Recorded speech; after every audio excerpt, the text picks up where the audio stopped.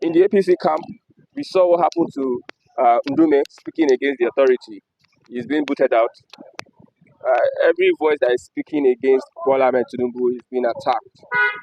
And it seems this government does not want this protest to hold. Let's get a reaction. Good morning. Thanks for having me on this wonderful platform. If you are watching, kindly subscribe, on notifications, like and share with others. You see, the most important thing is the foundation. What is the foundation of the APC? Or better still, what was the foundation of the APC? Goodluck Jonathan warned Nigerians that these people that are coming, they have no ideas. That they want to take Nigerians backward. Jonathan warned Nigerians, but people thought it was a joke. Because of that conspiracy against Jonathan to remove him. I'll talk about it. Goodluck Ebele Azikiwe. That Azikiwe in his name was the problem. He was seen by some people as an Igbo man, or he was a weak man. That Azikiwe will go because of this conspiracy, because of this propaganda against him. We can no longer go backward. We must move forward. And I said that when you talk about change, the only thing that can bring a lasting change in this country is the implementation of the national conference that all Nigerians gathered to come up with a document and say that if we begin to do things this way, we will change this country for better. These people who are talking about change refuse to participate. They say they will not implement it. So what change are they bringing? Every time you listen to them, you see the bitterness in their hearts. Bitter, anger, as if somebody has taken their property. Venom. And I said that, look, you cannot give what you don't have. If you don't have a peaceful heart, a friendly heart, you cannot bring peace to people. For you to bring peace, you must be somebody who can forgive. Somebody who brings peace. It's not somebody who will ask people to go and kill that will bring peace. It will bring crisis to us. Especially now that society is so sophisticated and small, light arms and small weapons are all over the place. You set this country ablaze. And we will not go back to those primitive days. This country must move forward. In the APC camp, we saw what happened to Ndume speaking against the authority. He's been booted out. Every voice that is speaking against Bola Ahmed Tinubu is being attacked.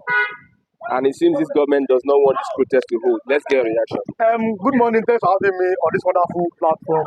If you are watching, kindly subscribe, on notifications, like and share with others. You see, the most important thing is the foundation. What is the foundation of the APC? Or better still, what was the foundation of the APC? Goodluck Jonathan warned Nigerians that these people that are coming, they have no ideas. That they want to take Nigerians backward. Jonathan warned Nigerians, but people thought it was a joke. Because of that conspiracy against Jonathan to remove him. I'll talk about it. Goodluck Ebele Azikiwe. That Azikiwe in his name was the problem. He was seen by some people as an Igbo man, or he was a weak man. That Azikiwe will go because of this conspiracy, because of this propaganda against him. They removed Jonathan to put somebody that ordinarily does not have that capacity to be a local government chairman. And you make him a president. Look at how Nigerians has gone. And this man was coming. He said, I will continue where Buhari stopped. And the question is that where did Buhari stop? In Nigeria, under the APC, we saw, for example, it started under the APC that when human beings embezzle money to the extent, animals start embezzling money. The first animal to embezzle money was a snake under the APC. We saw it. A snake swallowed 6 million naira. And I'm asking a question. That snake today will have bought a land either in Agbado or in Bagada or somewhere. But that snake is very, very rich. Then, after snake swallowed 6 million naira, monkey was on top of the tree. The monkey looked down. How can a snake that cannot jump swallow money? Monkey jumped down too and swallowed money under the same APC. This thing, I'm telling you, it's on national daily. Monkey swallowed his own money too. Then human beings like animals are swallowing money. Human beings now top the ante, they hop the ante. What did they do? We saw that they said school feeding under Buhari. Then God wanted to expose some people. COVID-19 happened. School feeding became home feeding in this country under the APC. Again, we saw how somebody painted a plane from Ethiopia take it to Nigeria. They said Nigeria Airways. Have you seen that Airways anymore, my brother? The answer is no. So these people, they don't have a plan for Nigeria to make Nigeria better. All they wanted is just to grab power. And I give an example. I said a group of monkeys can hijack a car, but they cannot drive the car. They So have the, hijacked power from Jonathan. Okay, use the power. Let us see. They cannot use it. Am I right? So now you have seen that these people, they have no idea of governance.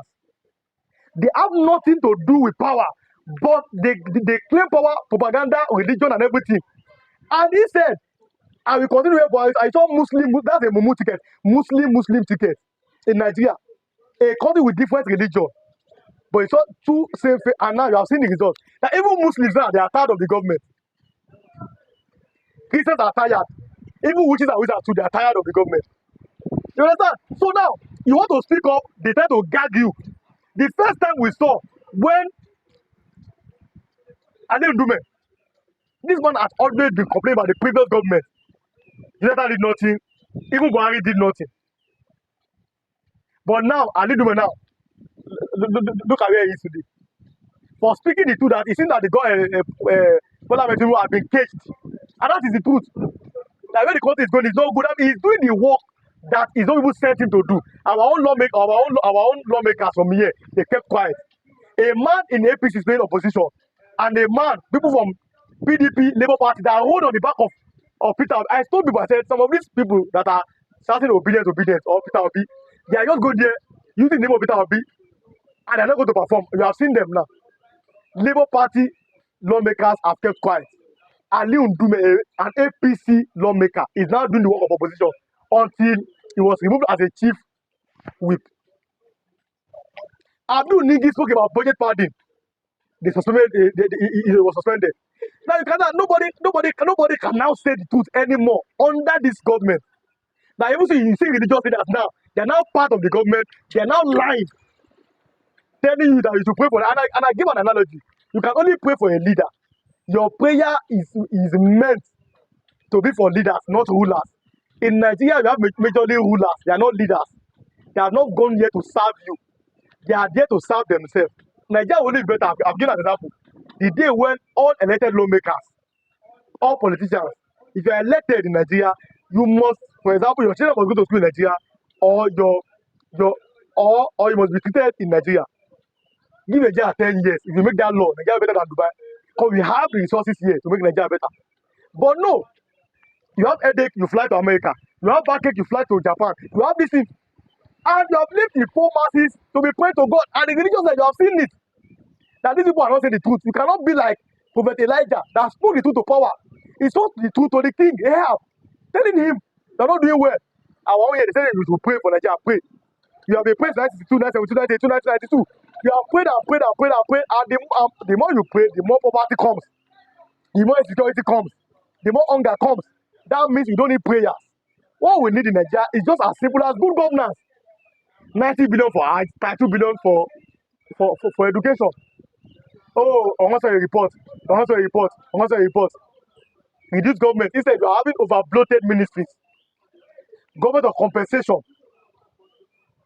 So we look at these things, you're like, where is this country going? Even hand log on, even loss.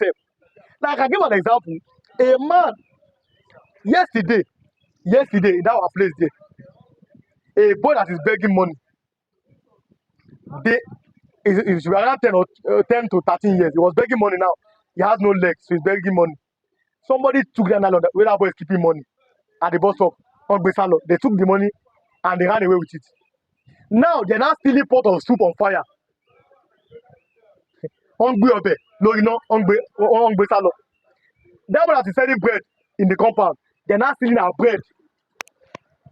Then what becomes of Nigeria? What becomes of the hope of the common masses in Nigeria? If this, I was talking about this is Lagos. So if Lagos is like this, if there's poverty in Lagos like this, then just think and remember all the trenches, or some states that are not really well to do, like Lagos.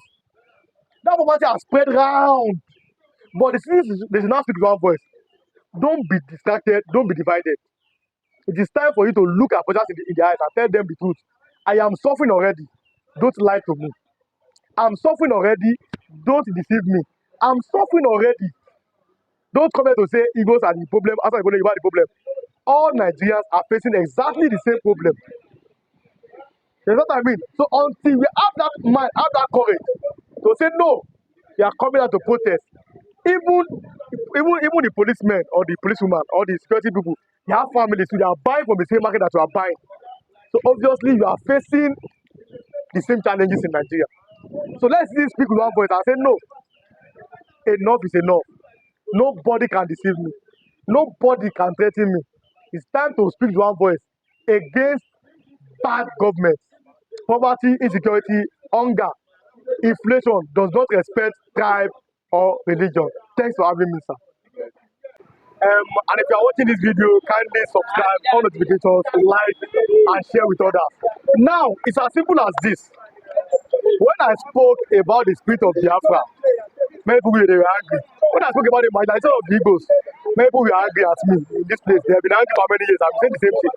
But now, with the word of Umar Ganduje, Umar governor of Kano, oh yeah, go and get angry at Ganduje. He said by himself that the APC would take over some states in the southeast. He mentioned Abia and some states. I now said that if people who join the APC, they will demarginalize them. That means they have been marginalized. That means they have been marginalized. It's something that you have been saying for how many years? How can a national chairman of a major political party say for a major tribe in Nigeria to join our party before they become demarginalized? Before you use that word demarginalized, that means there's already a marginalization.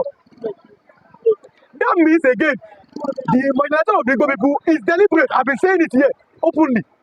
Now, national chairman have not said it of the ruling party. You understand? So the question is that where are the ones in Indigo that are representing the Igbo people that side? But if for example, this statement happen to be my own people with Yoruba people, I would have been shouting that after the first say something. So the ones in Indigo, they should say something about it. That the national chairman in Nigeria of the ruling party say that Igbo people should join the APC so that they can be demarginalized. That means they have been deliberately marginalized in Nigeria, which is not good for the progress of Nigeria. You understand?